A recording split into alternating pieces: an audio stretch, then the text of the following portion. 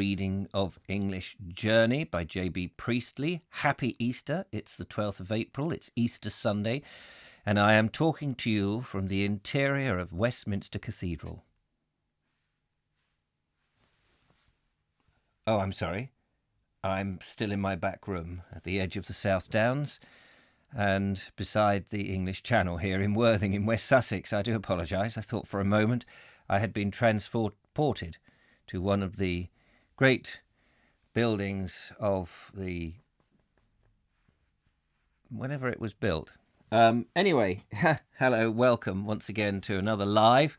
Good morning to Rita Loy, who says it will be 1:30 here where I am when this goes live. Good morning. I do mean 1:30 in the morning or 1:30 in the afternoon. I don't know quite where you are. The lovely Julia, good morning to you, lovely Julia. Happy Easter. Hope you've got some chocolate Easter eggs and the children running around looking after you on this special day where children should look after their mothers who look after them pretty much all the year round. And indeed, husbands look after their wives. Rita Loy says, Happy Easter. Thank you very much. Graham Roffey, good morning, everybody. Ed Loud, good morning to you, Ed Loud. And Nigel Sadler, Happy Easter. Don't eat too much chocolate. I'm looking at you, TLJ. Andy Stacey, good morning to you. Good morning, everybody. Now, I don't know if you watched that video I made the other day in Goring. I say the other day. I think it was yesterday, wasn't it? Or did I do? I went down the day before yesterday. I can't remember. Anyway, whenever it was, it went out yesterday. And I was a bit dubious about the trees on the seafront. Well, I've been looking them up. People have told me they were tamarisk. And I have got here my Reader's Digest book of trees and shrubs, which I've had for some time. And I have actually looked up that shrub. And here it is in all its glory. These are the trees I walked through, which look rather nice. There it is. Look at that. Tamarisk. And it's got these pink shrubs. Apparently, towards the summer, they come out, these flowers and stuff. They look very nice. And it says here, this shrub was exploited in the Middle East from ancient times for its medicinal purposes. It was for this reason that tamarisk was introduced to Britain in 1582 by Dr. Edmund Grindal, Bishop of London, in the reign of Elizabeth I. First grown in Dr. Grindal's physic garden, or herb garden, the plant was used to treat rheumatism and bruises, and also as a tonic. If only I'd known, I would have rubbed it on my back, seeing as it does bruises. Anyway, so there we are. Tamarisk, since 1582. Thought I'd bring you up to speed on that. I don't need that there now. That can go over here for the moment.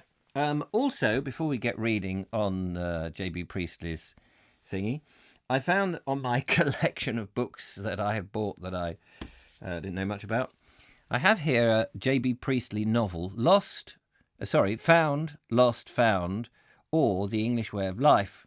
And I read a couple of chapters in bed last night. It's a novel. It's a very peculiar novel, but it's novel nonetheless. I just thought I'd point that out. Not going to read any of that to you, because we are going to Manchester, ladies and gentlemen. We are going to Manchester. Good morning, Philip Hammond. Happy Easter and stuck at home. Thank you very much, Rita Loy. Where are you? What part of the world are you where it's 1:30 in the morning? John Blake, good day, Richard. Good day. You must be in Australia, are you? 6:30 p.m. in the land down under. Hope your back's better. Yeah, my back's not too bad at the moment, Cobber. It's going pretty... I just bastardised your language, your accent. Sorry about that. I could read the book, couldn't I? And I'm crap at Australian accent, as you could tell. There was a man I knew at the hotel who wanted to go to Manchester, so I gave him a lift. The new main road from Liverpool to Manchester is very broad, straight and uninteresting. The kind that chauffeurs love. Is that anyway close? No. Ed Loud, good morning to you. Oops, laughs anyway. Julia, meant to say I wish I could send you all my unwanted chocolate. Have you got a lot of unwanted chocolate? I'm a weirdo that, he doesn't like chocolate. Oh, what a shame. Send it down here. Not that I don't want to eat too much chocolate, actually. I'm trying to sort of keep myself fit and able.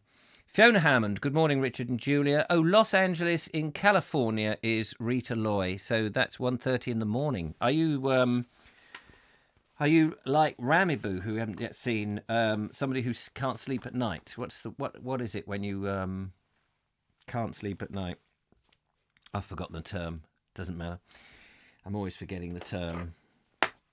Let's put the book on here. I'm going to try different ways of reading this book to see if I can get better. Yesterday, I was practicing reading. I was practicing my reading.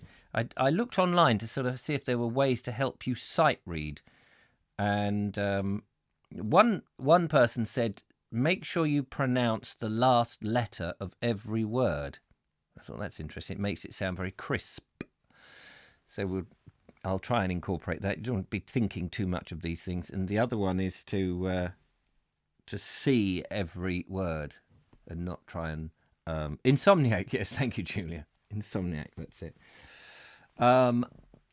Jaden Kowalski, I would eat it all, he says. Would you indeed? And John Blake, not bad for a pom. Yeah, I'm sure it was awful, but I haven't really practiced or that's, you know, my Australian comes from the comic version of Australian, just as I'm sure there are, I say, old chap, jolly good comic versions of we British, don't you know, that go around, that people do. Cave Wetter says, you've been watching too many of Crocodile Dundee with that accent. Call that a knife? That's a knife. Yeah, probably.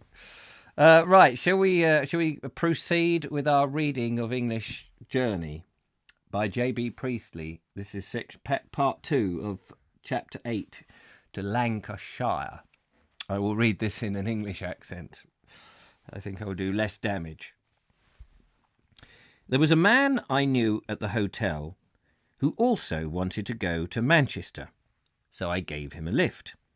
The new main road from Liverpool to Manchester is very broad, straight and uninteresting, the kind that chauffeurs love.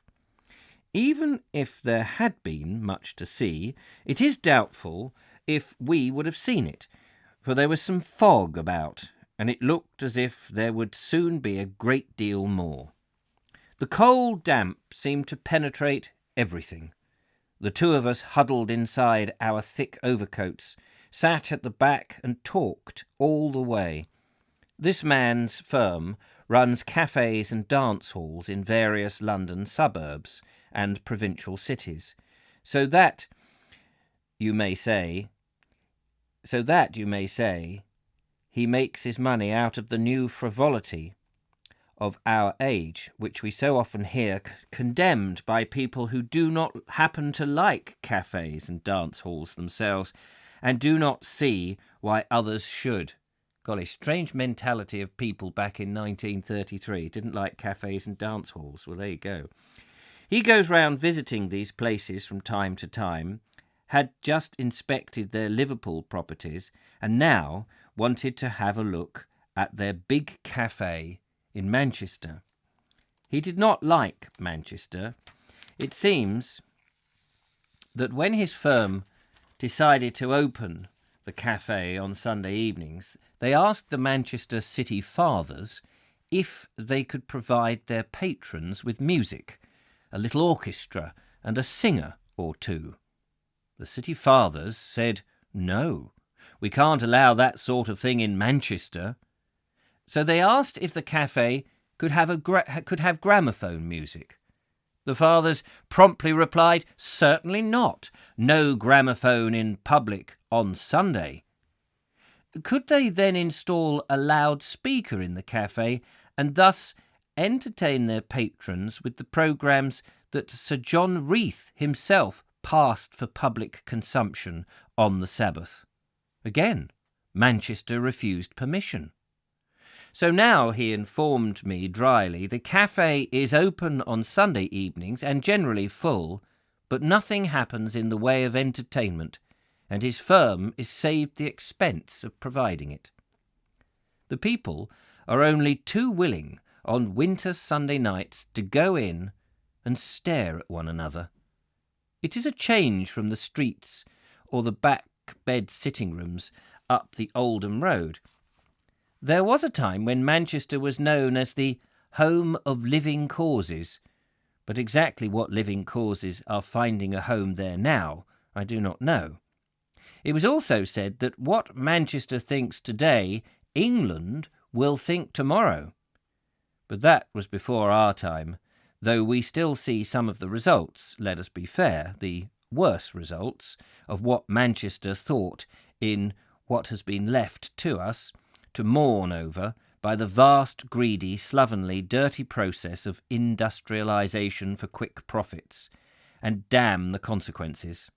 Still, when I was a boy, Manchester had the best newspaper and the best orchestra in the country, which is saying something.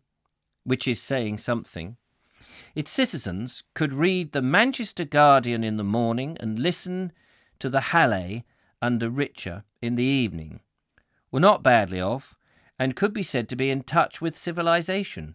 They had, too, at that time, the best repertory theatre in the kingdom, and their own considerable school of dramatists and dramatic critics. It is perhaps significant that the critics were better than the dramatists. Manchester, I suspect, has always been more critical than creative, but that, let us admit, is much better than being neither. Both the newspaper and the orchestra, like the cotton trade, are still there, but also, like the cotton trade, are not quite what they were, though both are much more like what they were than the cotton trade. On paper, in official returns, Manchester has a population of about 750,000. In actual fact, it is much larger than that. All manner of towns pretend to be independent and produce separate population figures of their own, which, for nearly all practical purposes, they have been part of Manchester for years. The real city sprawls all over South Lancashire. It is an Amazonian jungle of blackened bricks.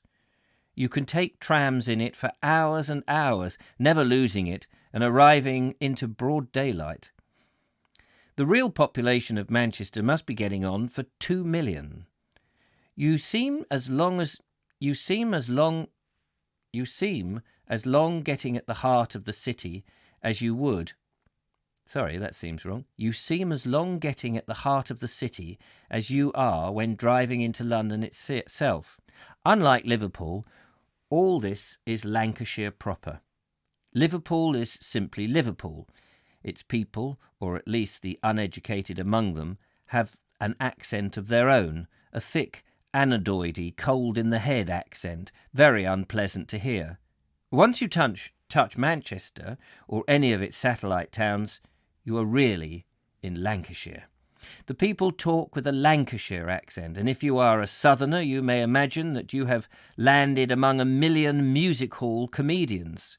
Why Lancashire should have become almost the official accent of music hall humour is something of a mystery, for there are plenty of droll folk and music halls elsewhere, but that rather flat, broad-vowelled speech, much less attractive to my ear and mind than the companion speech of Yorkshire, is admirable for comic effect, being able to suggest either shrewdness or simplicity, or what is more likely than not, a humorous mix of both. It lends itself, too, to ironic understatements. It may add no charm or prettiness to a woman's talk, but it can give it flavour, body, character, as it does in the songs and patter of most Gracie Fields, who is not only the most popular and most dominating personality of the English variety stage, but is also a sort of essence of Lancastrian femininity. Listen to her for a quarter of an hour, and you will learn more about Lancashire women and Lancashire than you would from a dozen books on the subject. All the qualities are there: shrewdness, homely simplicity, irony, fierce independence, and impish delight in mocking whatever is thought to be affected and pretentious. That is Lancashire. Wish I could do a Lancashire accent. I can't bring to mind what a Lancashire accent is off the top of my head. There is danger, of course, that you may miss a lot by always being in terror of seeming affected or pretentious. The common denominator is a good sound one, but too many people may be reduced to it. There is a Lancashire standard, and no paltry one either, but it is apt to be applied too ruthlessly. Swaggering bad poets, for example, would have a wretched time of it in these parts, but so too would really good ones. The working folk of Lancashire have much in common, of course, with their Yorkshire neighbours, but in my time we in Yorkshire consider the Lancastrians as people worth considering as people, real folk, not like the vapouring creatures from the South Country, thanks very much, but inclined to be frivolous and spendthrifts, so that we shook our heads at the thought of their annual goings-on in Blackpool. The annual burst at the seaside, where you spend in one delirious week the savings of months, was a Lancashire and not a Yorkshire working-class custom. We were quieter, less sociable and less given to pleasure, more self-indulgent and more conceited, I think, than the people at the other and the softer side of the Pennines. That people from the other parts of the country could, and still do, see little or no difference between the two sets of folk, could even confuse them, matters nothing, except as yet another proof of human stupidity and blindness, or so it seemed to us, and indeed still seems to us. The sad irony of it all is that we should have disapproved of the Lancastrian because he had so much money to chuck about, and did chuck it about, the sight of Blackpool's tower, the great wheel, goading him into a frenzy of spending. There was more female labour, certainly more highly paid female labour, in the cotton than in the wool trade, and in the old days the whole family in Lancashire could be working at the mill, and though their individual wage might not be very generous, the total family income was often considerable, and so afforded chances of grand annual sprees. Now, the Yorkshire folk would be only too glad if their Lancashire neighbours still had the money to chuck about, had money enough for any kind of holiday. We still shake our heads over them, but now our heads have very different thoughts buzzing inside them. We think of the ruined trade, the empty mills. So clearly there was a great rivalry, and I suppose what he's trying to say is there's not so much the rivalry between Lancashire and Yorkshire anymore. Although, I don't know, I think there's still a bit of a rivalry there now. We arrived in Manchester that afternoon, just in time to see a fog descend upon the city and to escape its worst consequences. Manchester weather is a popular joke. I do not care what the local meteorological statistics are. That joke has a solid basis. It is true that I have never visited Manchester in the summer, but at every other season I have visited, the weather seems foul, combining in varying proportions rain and sleet and fog. The city always looks as if it's been built to withstand foul weather. There is a suggestion of the fortress about it. You always seem to be moving, a not too happy dwarf, between rows of huge square brick warehouses.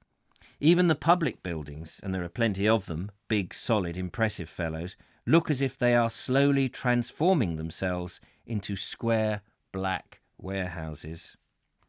Perhaps it is these warehouses, or the suggestion of them, the warehouse motif, that makes the weather in Manchester seem worse than it is, turning the showers that fall into the dark gulf of the streets between the two apparent downpours, thickening and yellowing and blackening mere patches of descending mist into blankets of fog. I know that during several visits I've often passed close to the City Art Gallery, which contains some good pictures, but have always postponed my inspection for lack of a reasonable amount of daylight. On that afternoon of my most recent arrival there, daylight had vanished, and we crawled into the Midland Hotel through a turgid, sooty gloom that was neither day nor night. I'm guessing that this, a lot of this is due to these chimneys with coal smoke. The interior of that hotel was, as usual, almost tropical, not merely in its colouring and the variety of its flora and fauna, but also in its temperature, which suggested that of the climate in which cotton flourishes. As I have stayed there before and now made straight for it again, I cannot be accused of disliking this hotel, although I always spend half my time in it searching for my friends in its assortment of dining rooms, cafes and bars. But I wish it clearly understood why it is stoked up to such a temperature. It is in honour of the tropical cotton plant, is it? Or is it to offer the Manchester patron the sharpest possible contrast to the chill atmosphere of the city outside? Is it to flatter the American visitors, none of whom have ever made an appearance when I've been there? Is it to indulge a thirst or to undermine the guest's system and his will, so that he will shrink from the rigours of a journey beyond the swing doors? Nobody's ever explained, yet everybody grumbles about the heat. Within an hour or two, I will be grumbling all over again, even if, at first, after the chilled misery of the road and fog, I was grateful enough to be immediately thawed out and then sent into a sweat. Honesty is my best policy while recording this journey. I will confess, then, that I was not here in Manchester entirely on your business, as readers of the book. I had other business of my own to attend to, and was at the old, difficult, never turning out quite satisfactory trick of trying to kill two birds with one stone. The larger bird at that hour was a little new comedy of mine which was being tried out in Manchester before opening in London. A great many pieces are performed for the first time in Manchester nowadays, and the reason given, in interviews in the local press and grateful speeches from the stage, is that Manchester audiences are good judges of drama, and what pleases Manchester is sure to please the easy, idle set of playgoers in London. This is the reason given and complacently accepted. For my part, I like Manchester audiences, but I doubt if there are any better judges than audiences in most large cities, and they show exactly the same characteristics, among which is a tendency to be very slow and cautious about attending the theatre when a fairly intelligent play is presented, so that the seats only being to go when the play is nearly ready to go too, and the companion tendency to book up in advance the entire theatre to see some piece of musical comedy nonsense that they are probably do not enjoy, if only because it has been carefully assembled to the last leg and dirty joke to please the audience different altogether. Probably the real reason why Manchester is so frequently chosen now for these tryouts are that it has some fine big theatres that serve in the enormous population, an easy reach from London, but not too uncomfortably near because of the doubtful third act, which may have to be rewritten, and happens to be, at present, the fashion, theatrical folk being creatures of fashion.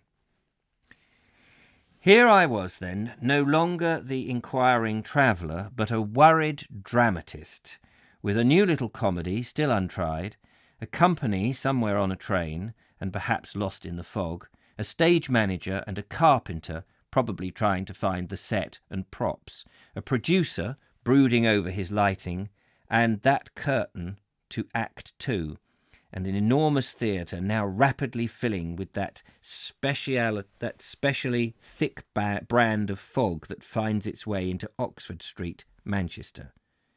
There were more seats in the dress circle of that theatre than the whole auditorium of the little playhouse where we were to appear in London, and for which the production was designed. It was a grand theatre, terrifically impressive, like the dim, vast buildings in dreams, When you prowled about in its foggy interior on a Sunday afternoon and peered down at the stage across the mountainous slopes of the empty dress circle or the gallery. I have a weakness for these big old-fashioned theatres, which can sit twice as many people as the new theatres, and let them all hear too, and yet contrive to appear far cosier and more intimate and homely. Too many of the new theatres look like lecture halls, and their straightforward balconies, which do not go round at each side to meet the proscenium, cut the audiences off from the stage and produce a chilly effect. I admit that intimacy was the last quality that, at first sight, I would have associated with this Manchester theatre, but I realise afterwards that for its enormous size it created a surprisingly intimate feeling once it was filled with people.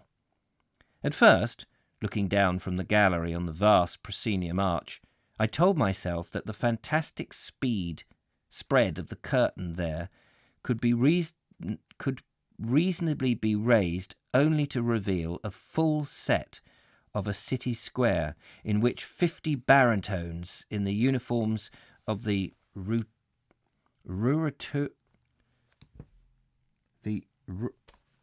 Ruritanian hussars are welcoming the Crown Prince on his return from Paris. What the hell is a Ruritanian hussars? Never heard of them. Were welcoming the Crown Prince on his return from Paris. It was absurd to think that very soon it would go up to the show like something that had been casually dropped into the opening, my modest little set of a suburban dining room. And there were problems with the lighting to be solved. We shouted to one another through the gathering fog from the various parts of the house, while Bert and Sid and the rest played about with the coloured lights. "Give me a bit more pink, Bert," we cried. "Sid, take out your ambers." And steadily there was a mounting inside us that tide of excitement, sometimes foaming into hysteria, which inevitably raises when a play is being produced. You may have very little at stake in the venture, may even regard the whole thing as almost a spare-time hobby, but that doesn't matter. The theatre gets you. The play binds you, body and soul. There seems to be nothing else worth talking about. If the papers announced that half the continent had been blown into the ocean, you would not spend 5 minutes talking or thinking about it. You would say the same things to one another over again. For 2 or 3 days you are like children that's been allowed to stay up far too late. Indeed, all the time you feel that it is 3 a.m. Thoughts go round and round in your mind like mad circus horses. You eat and drink at odd hours, and though terribly in need of food and liquor, you consume them in a dream. Only the people connected with the show and the theatre are real. All the others, the citizens in the crowded streets, the fellow guests in the hotel, are mere shadows. Their lives are nothing to you. They seem like civilians, while you are troops opening a campaign. The whole life of the city, except insofar as it touches your theatre, is nothing. You and your colleagues might be members of a secret society, working feverishly to strike a sudden blow at authority. You have nothing to say to the mere population, the good bourgeoisie. When you are tired out and exasperated and screaming with nerves, you pretend to envy those solid, sensible folk who, when the play is running, will become the famous they, the audience. But there is no real envy in your heart any more than there is when you see some cattle quietly grazing. The whole business is maddening, but for the time being it is all that matters, and you would not be out of it, merely one of them, for a fortune. What they are worrying about does not concern you, even though local finances and the state of the trade may make a great difference to the size of your audiences. The real questions are, will Bert manage that 5-second fade-out all right? And is Miss So-and-so going to get that move right at the end of Act 2? Thus, you soon understand why theatrical folk usually know so little about anything outside the theatre, why actors can visit a city time after time without ever acquiring 10 solid facts about it, why, at heart, the players are still the rogues and vagabonds that society once held them to be. They may join committees or open bazaars, but they are still really living in a world in which there are no such things as committees and bazaars, vestrymen and shareholders, dividends and votes. Into this world of rapt attention and hysteria, of bohemians who will slave day and night at a crisis, this world where idle make-believe is desperate work and all other work seems no weightier than a distant game, I was then suddenly plunged. That meant, and this explains why the previous paragraph should have been placed in this chronicle, that I was not really in Manchester at all. I was living in a private nightmare city, bounded in space by the Palace Theatre and the Midland Hotel. I did contrive, however, to attain a few glimpses of the real city. The day after my play had opened, when I was flapping about in mid-air between the world of the theatre and the world of real walls and real hair and daylight, I was the guest of a luncheon club whose members were jovial businessmen, hearty, unpretentious chaps who met once a week in the upstairs room of a small pub. I had some difficulty finding this pub, which was in a rather odd part of the city that I had never been to before, not at all like the Manchester I'd already described. There were no huge square black warehouses, but little old houses, narrow streets and odd shops and stalls. The upstairs room was very small, and the lunch club members were there in force, so that we were all packed in close together and had to be merry or die. My host was commercial travellers, under managers and buyers of many of those cooperative wholesale societies which has its headquarters in Manchester. We drank beer, and a great deal of it. The food was Lancastrian. The first course consisted of a notable local delicacy, namely Bury black pudding, all made from one little shop that was famous for them and had been producing them for generations. I had never cared for black pudding before. In Yorkshire we used to say that they were made of blood and sawdust, but these were very good, once you had recovered from the sinister look of them. The next course was meat pie, another stout Lancastrian dish. After that there was cheese and biscuits, if you had any appetite left. And all the time an amber stream of beer flowed into us. The club speechmakers were all the same type, large, robust men who stood up boldly with wooden faces and then humorously insulted all the other speakers and officials of the club and told funny stories, sometimes using a word or two that cannot be put down here.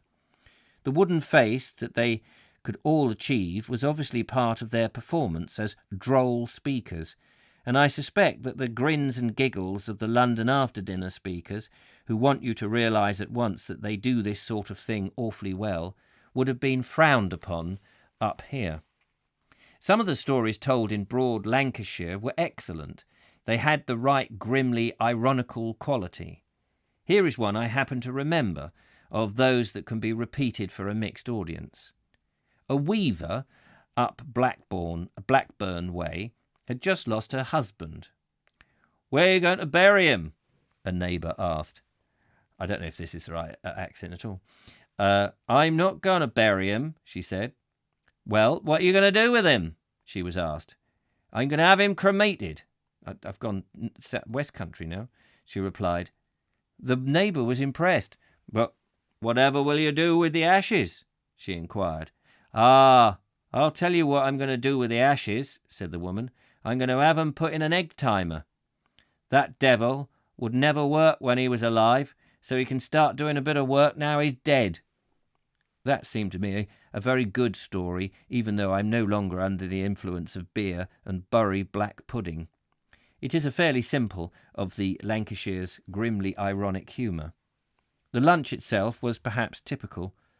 There was at work in it a spirit at once realistic and grim, and yet uproariously festive. That story, you notice, introduces death and cremation and ashes into its narrative. Even the food, with its emphasis on burry and black, has a graveyard look. No dodging the hard facts of life here. Whatever has been happening to cotton, life for the common folk in Lancashire has never been easy. The men are tough, and the women are tougher still. I suspect that it's really the women that keep Lancashire going. But what is surprising about them, where they chiefly differ from working folk elsewhere in the north, is with that grimly realistic outlook and brutal speech they combine. A sort of gaiety of their own, a zest for pleasure, sheer gusto. After a funeral, and they do like a good funeral, they all pack into a room crammed with food and drink and tell each other funny stories. But you must not look upon this unique temper but you must not look for this unique temper in Manchester itself, which is now too big and mixed and dignified. Lancashire is there, all right, but no longer on parade. You must go outside to that smudge of towns to the north and west. And that, clearly, was my next move, now that my play had been safely brought into the world. Not the very next move, however, because I needed now, above everything, one good night's sleep. I knew that the strong air of Blackpool would stun me into 12 hours of unconsciousness. So I left Manchester that afternoon, after lunch, and went on the road to Blackpool. Blimey, went on the road to Blackpool. Sorry, just adjusting my eye, which was filling up with pug. Let's just pause there for a moment. Can cause a lot of image quality too, says Mike. I don't know what you're talking about. Where's my mouse gone? There it is.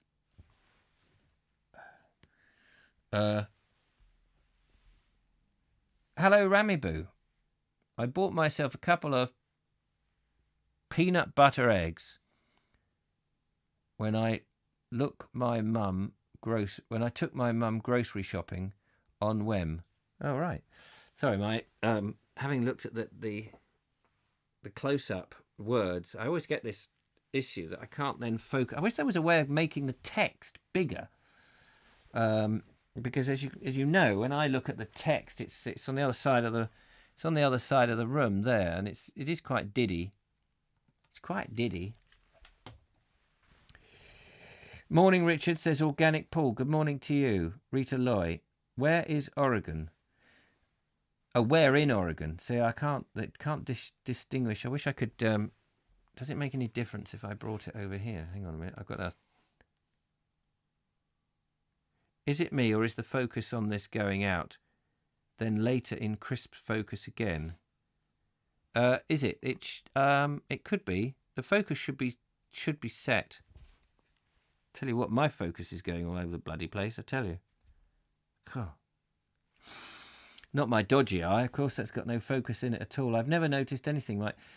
Focus is perfect now, but 10 minutes ago it was out. On text, on chat was crisp in focus. Diana Patterson. Ah, here we go.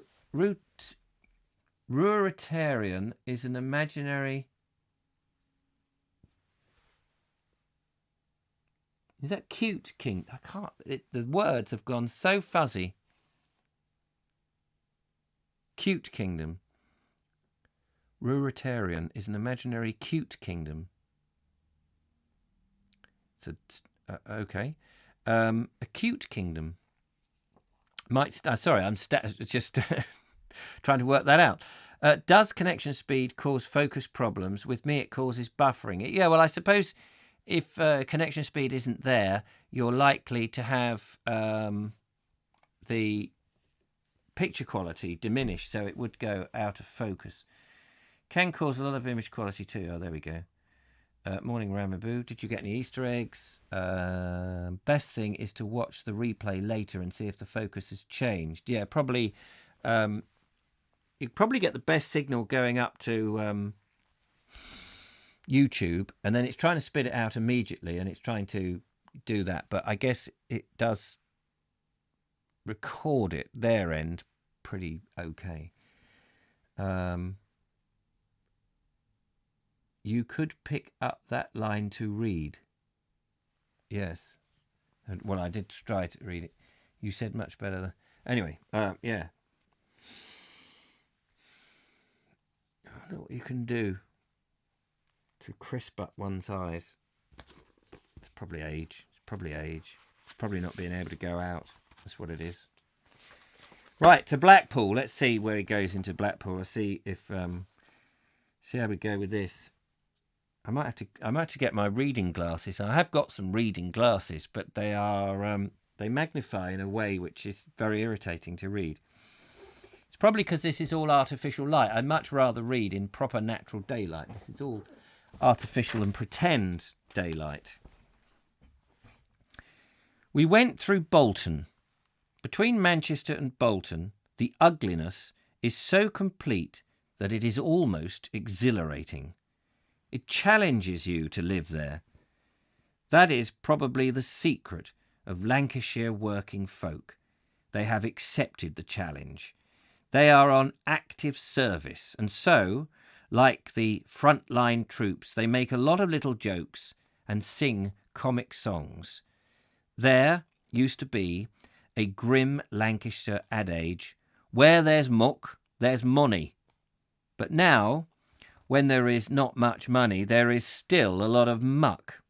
It must last longer. Between Bolton and Preston, you leave the trams and the fried fish shops and dingy pubs.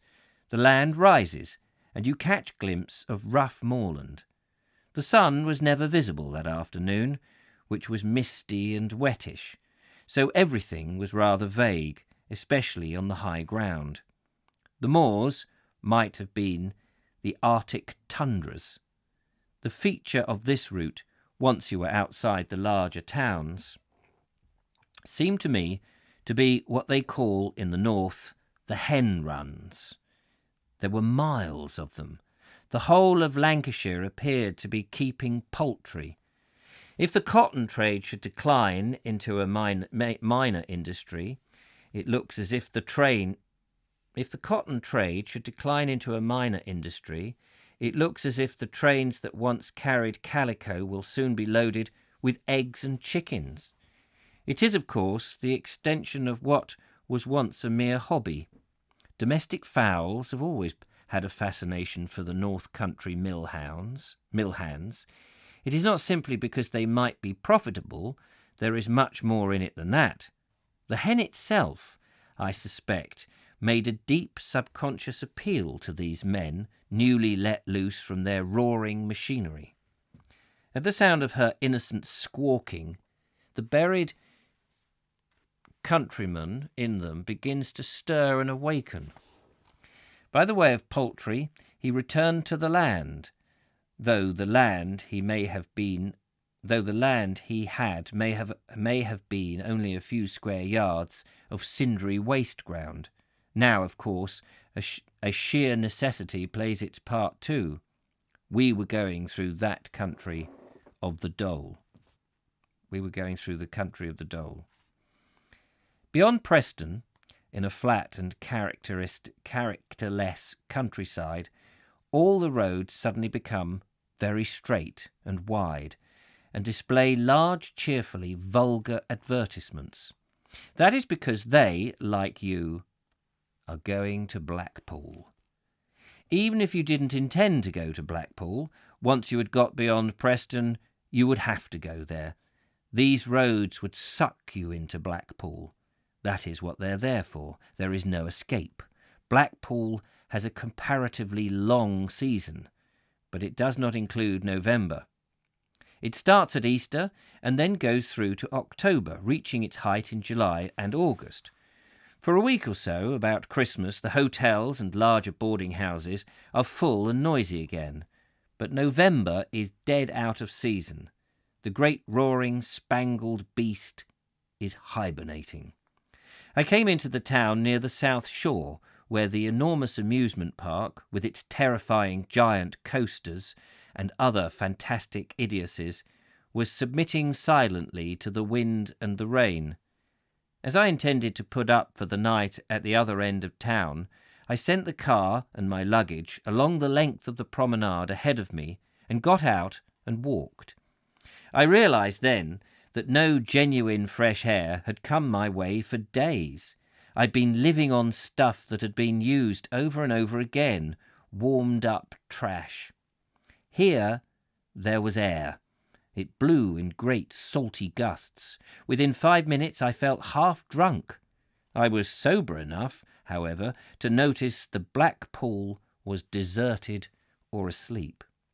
Its bravery was tawdry after being neglected only a week or two in that Atlantic weather. They had all gone, the fiddlers, fortune-tellers, Pierrots,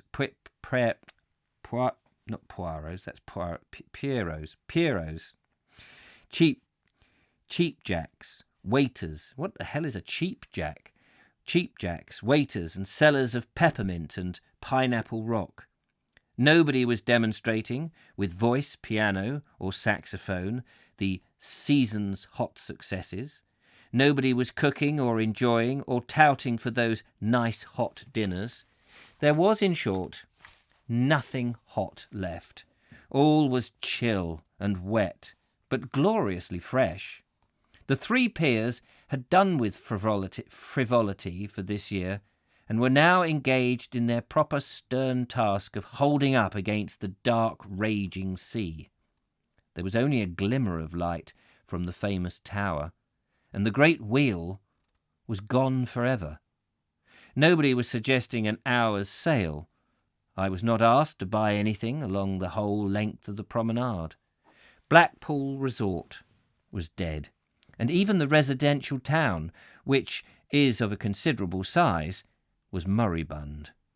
Only the weather was awake, and that was tremendously alive. The sea roared in the deep dusk, and sent sheets of spray over the glittering wet railings and seats. And this was, for the time being, all the Blackpool I wanted. The hotel was empty and stuffy. In the old-fashioned lounge, well padded and too warm, an indifferent little orchestra was playing to two middle-aged ladies with fancy work, one middle-aged gentleman with yawns, and 5 waiters who tried to pretend that they were busy, chiefly by moving ashtrays from one table to another. After a cup of tea and a gloomy stare at the illustrated papers 2 months old, I went out again, this time for a sharp walk along the promenade that runs north, out Fleetwood Way. Blackpool has built miles and miles of these promenades, sometimes in tears from the depths of some divine despair, and very soon it will have fortified about half of Lancashire coast against the Irish Sea. I trudged on like some purposeful little insect moving along a dark, wet shelf. The only people I passed were mysterious rain-coated figures, optimistically busy with electric torches and tins of bait and rods, though what they hoped to draw out of that thudding darkness I cannot imagine. It seemed no place for gentle angling. There was nothing to look at, and my track was inevitable as that of Brooklands. I was not exploring, but I was simply there for air and exercise. So as I went, I thought about Blackpool. There is a good deal to be said about it and for it. To begin with, it is entitled to some respect because it has amply and triumphantly succeeded in doing what it set out to do. Nature presented it with very bracing air and a quantity of firm, flat sand, and nothing else. There is no less charming situated resort anywhere. Its citizens must have realised at once that charm and exclusiveness were not for them and their town. They must have decided immediately to make a move in the opposite direction. They would turn it into a pleasure resort for the crowd, and especially the Lancashire crowd from the cotton mills. Blackpool should give them what they wanted, and make no bones about it. Blackpool did. Compared with this huge, mad place, with its miles and miles of promenades, its 3 piers, its gigantic dance halls, its variety shows, its switchbacks and helter-skelters, its array of wine bars and oyster saloons and cheap restaurants and tea houses and shops piled high and glittering with trash, its army of pierrots, bandsmen, clowns, fortune-tellers, auctioneers, dancing partners, animal trainers, itinerant singers, hawkers, its 70 special trains a day, its hundreds and hundreds of thousands of trippers, places like Brighton and Margate and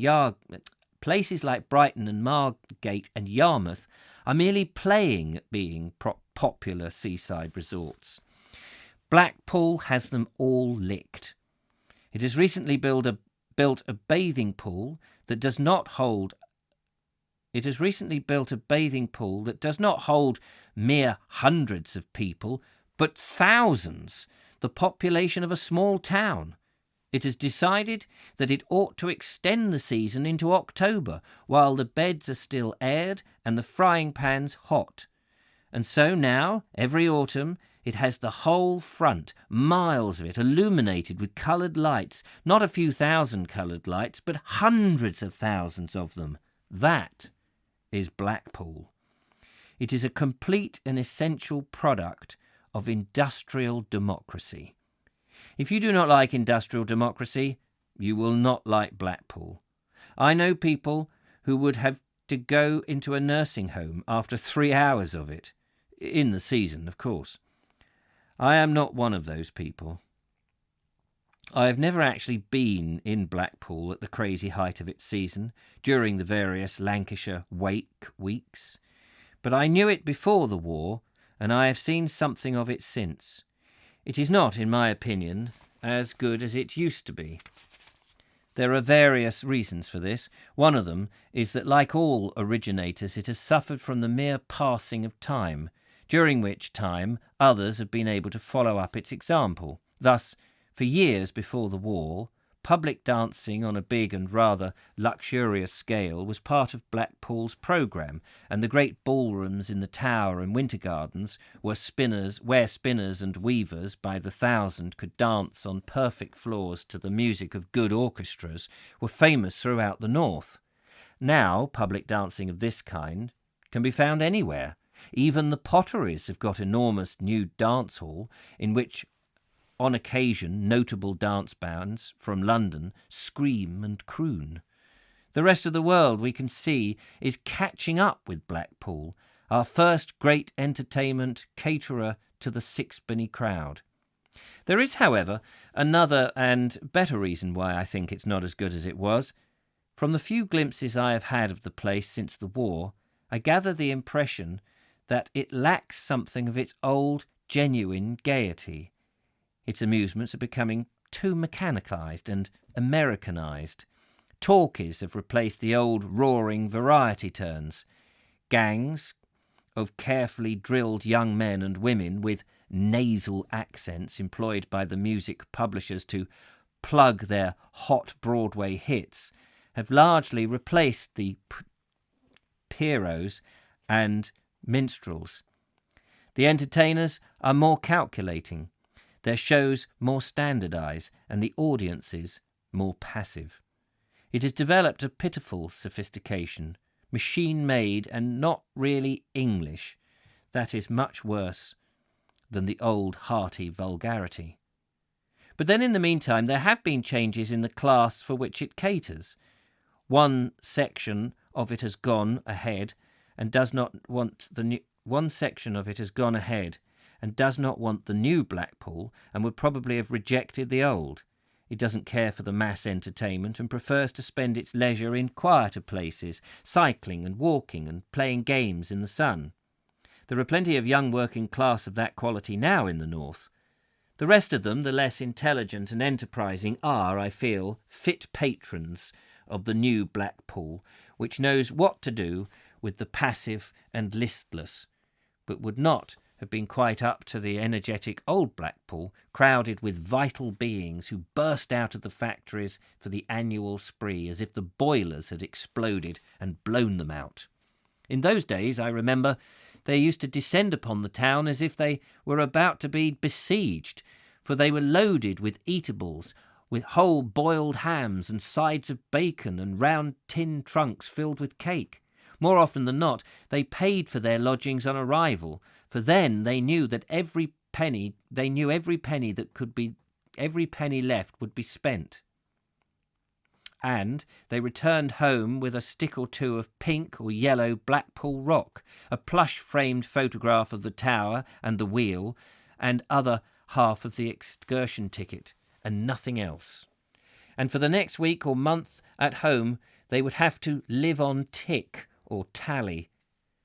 But they rapturously enjoyed, their Blackpool, and had never once insulted its breezy majesty by singing out their blues.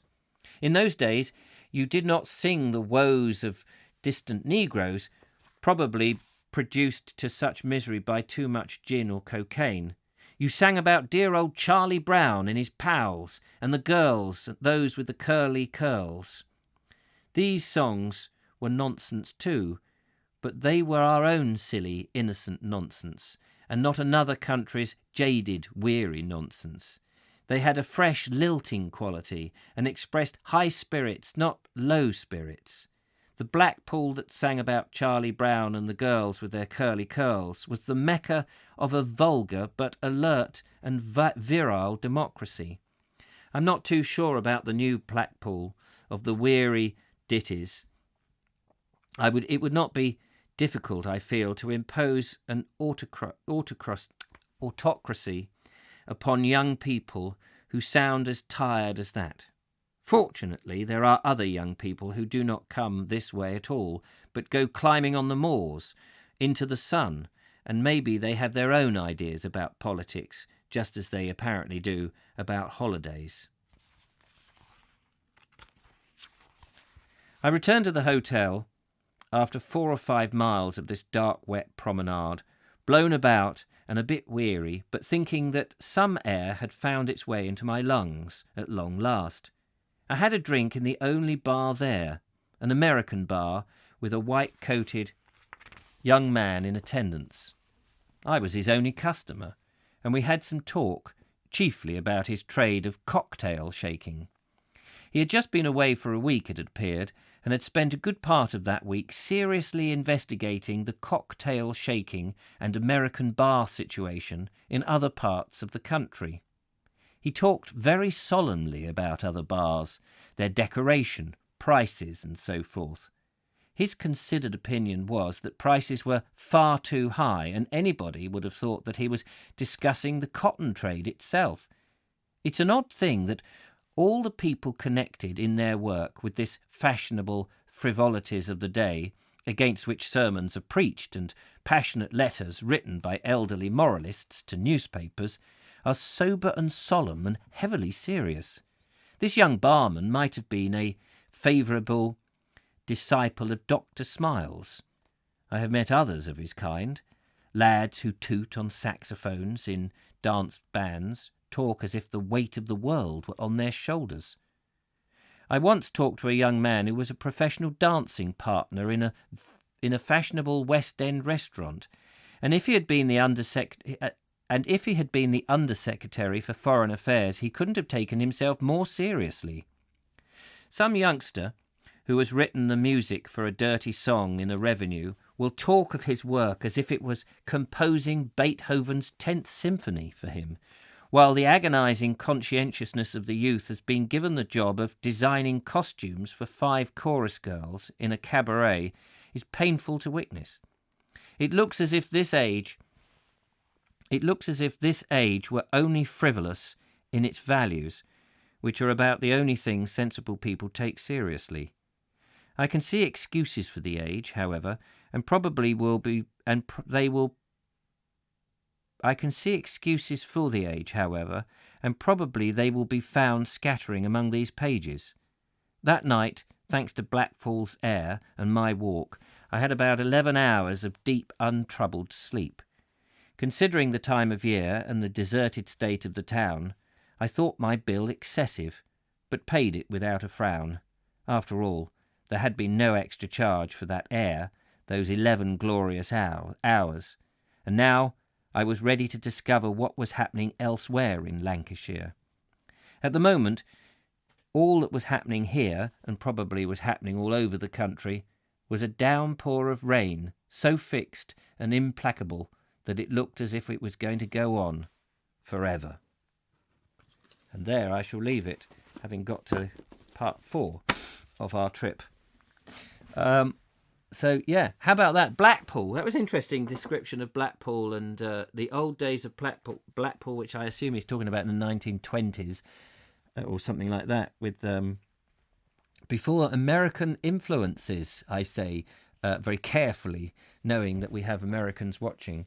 And he was using... I had to be careful in reading that because he used a couple of words that we can no longer say, which are very racially... laden words, which I tried to edit out as I saw them coming up, and thought I can't possibly say that. But clearly he was talking about soul, black soul music, I think, where people are singing, about their plight and the situation from America. I'm guessing from the Deep South. I don't know, and then he was talking about these Charlie Brown. We said Charlie Brown. I always thought, from Peanuts, but clearly Charlie Brown was an typical English type of thing. I don't know too much about that. I'd be interested to know what that was. But he liked the sort of positive British Englishy stuff rather than the influences that were coming overseas from America, which is interesting. Has Richard done... I have been to Blackpool, but out of season. I've never been in season, and to be honest with you, it doesn't appeal to me one iota. The sort of tacky kiss me quick hats. I suppose it would be interesting to go as a detached person making observations of it and what it is like, and that would be interesting, but not to go there for a holiday. That would be dreadful. Do they still have donkey rides on the beach? Well, this would be interesting, wouldn't it? It would be interesting to know what it was. Jane Horrocks and Victoria Wood, a Lancashire accent. Oh, thank you for that. I cannot abide Jane Horrocks personally. She's one of those people, to me, who rubs me up the wrong way. There's just something about it. I've got nothing against her personally, but there's just something about her, her personality that just sets my teeth on edge. There's some things, and you just cannot say what it is. Why does that? She's not offended me personally in any way, but there's just something about Jane Horrocks which makes me run for the door. Half an hour like everybody else, but a lion there ate Albert Ramsbottom. Probably carrots. The rides are amazing fun when you are a child. Donkey seems to be a giant horse, and you're gliding over the golden sands on their backs. I guess if you've got lovely weather, it must be lovely. Blackpool is noted for fresh air and fun. Well, that's what he was implying there, certainly, that the air. Blackpool is very much in your face, yes. It's interesting what people say. I know Americans used to be like that, but the groceries usually stay open for holidays for people that might have forgotten something on the dinner. Prep anything for the almighty dollar. People in Bury pronounce it berry, just like the rest of us. It's funny because when I went to Manchester for an interview, when I was trying to pitch my children's television programme Snug and Cosy, we stayed in Bury. And I know you say it says Berry, like everybody else, but when we stayed there, we were trying to find the hotel, which was in Bury. And we asked some people and said, "Can you tell us where we were looking?" We were looking at the signs, going, "Where's Bury? Where's Bury?" And these guys from local were going, Bury. And I remember that so distinctly, that they were going, Bury. Oh, Bury, it's just down here, and you go around there and do the Bury. And so that's when every time because we have a berry down south. But that one, it was, where are you going? Bury, Bury, Berry. Oh, Bury, it's 2 mile down that road there. Turn right at first, and then it's on left, something like that. So that's why I was pronouncing it like that, because she stayed in Bury, and I've never forgotten. It's funny what sticks in your mind. I've never been to Blackpool, says the lovely Julia. We would go to Blackpool, Julia. I would take you to Blackpool, and we are not there to enjoy it, but we are there to make observations. Fiona Hammond says, thank you for reading. Enjoyed that very much. Must go now, and see you all tonight. Yes, take care, Fiona. You and your children would love the donkey rides. Are there no fans of the Lion and Albert, says Barry Phillips. Is that the old monologue? They used to do these old monologues, didn't they, back in the day, in the sort of 20s and 30s. The Lion and Albert. Yeah, that does ring a bell. But the Lion there ate Albert Ramsbottom. I have been to Manchester and Lancashire, says Rita Loy. Oh, right, okay. Days of yore, yes, there are. Probably still do the donkey rides. Thank goodness. Even a promenade pub is called the Lion and Albert. Yeah. I remember when I was a member of something called Horsham Young Players, amateur drama thing, when I was about 15. We used to get given these, we put on these little reviews, and people did do these old-fashioned monologues, and they were sort of monologues crossed between that and comedy poetry, I suppose. Never. Oh, I have to say, saw them, did them. Never really appealed to me as such, but maybe now it would. But anyway, there we are. Possibly carrots. Oh, carrots. Is that what you feed to donkeys? Carrots. Oh yes. There you go. What do the donkeys at Blackpool have for lunch? Probably carrots. Oh, half an hour like everybody else. Oh, that was the joke. But thank goodness. Yes. Anyway, there we go. Right. Well, brilliant. Thank you so much. It's 10:30. Another hour of nonsense there. I enjoyed that reading. A little bit better read today, I think, than some of the days where I've got myself into a tizzy. But my eyes do go fuzzy, and I find that's when I can't read the things. It just goes out of focus, which is a bit irritating. However, we'll persevere. How far are we now on that? Yeah, we're where does he say he's going now? He's going somewhere else. Can't remember where he's going. Other parts of Lancashire.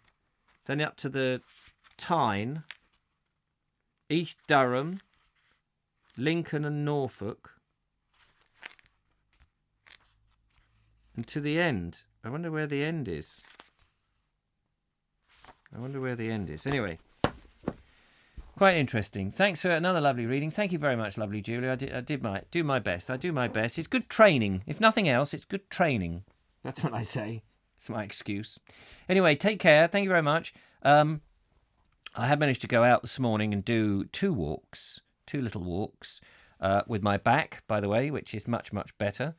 But I noticed that just even walking around Worthing Town on my little, 1 hour allotted, I'd only did 45 minutes, and I could feel that I'm going to have to build up the strength again, because the muscles, were getting a bit tired from just walking around, but that's all good. Don't forget to exit out of the live chat before you go and leave Richard a like. Oh yes, if you've enjoyed it, do give us a like for the 30-odd people here. The Albert and Lying. Oh yeah, read by Stanley Holloway. That's right, Stanley Holloway used to do those monologues. That's what it could be. Could it be Land's End, says Rita Roy. Well, because he's going all the way, he seems to be going up north, although he does go down the west side a little bit on the end there. Lincolnshire and Norfolk. Then to the end. He hasn't gone into Cornwall, so I wonder if he's going to go into Cornwall. It's an odd route, because there's a lot he's missed out. Newcastle to Norwich.